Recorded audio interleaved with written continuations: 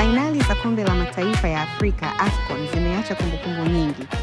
Licha ya Morocco kuonekana kama timu yenye kiwango kikubwa, safari yao ya AFCON msimu huu imekuwa ikikumbwa na lawama nzito za kunufaika na maamuzi tata ya waamuzi katika mechi kadhaa. Dakika ya 92 kwenye dakika za nyongeza, Senegal wanafunga bao la wazi kupitia Ismaila Sarr.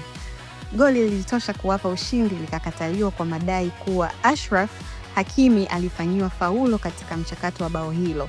Morocco imekuwa ikishutumiwa waziwazi kutumia waamuzi ribu kila mechi waliocheza, ikiwemo mechi dhidi ya Tanzania. Ikumbukwe Tanzania ilinyimwa penati ya wazi kabisa baada ya Idi Nado kusukumwa wazi ndani ya eneo la hatari. Mwamuzi wa kati alifumbia macho tukio hilo, akidai nguvu iliyotumika ilikuwa ya kawaida, jambo lililoacha maswali mengi miongoni mwa wachambuzi na mashabiki. Katika fainali dhidi ya Senegal, tukio linalofanana lilijitokeza tena, ambapo Morocco walipewa penati tata iliyozua taharuki kubwa.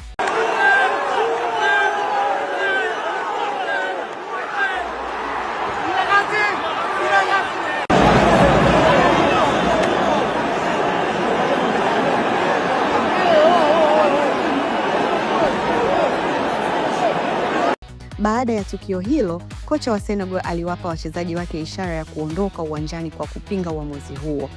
Wachezaji walimzonga mwamuzi kisha wakaondoka nje ya uwanja, wakimwacha nahodha wao Sadio Mane kwa ajili ya majadiliano. Baada ya mazungumzo marefu, Senegal walikubali kurejea uwanjani. Penalti ya maamuzi ikapigwa na Diaz. Kabla ya kupiga aliubusu mpira, ishara iliyotafsiriwa na wengi kama dhamira ya kutaka ushindi kupitia mkwaju huo wa penati. Alipiga penati ya mtindo wa penenka, lakini kwa bahati mbaya kipa Eduardo Mendy aliudaka mpira huo. Tukio hili limeibua mjadala mkubwa, wengine wakidai Diaz alikusudia kukosa kwa nia ya fair play, huku wengine wakisema kama alitaka haki basi angepiga nje kabisa, kwani kama Mendy asingedaka, Morocco wangepata bao la ushindi.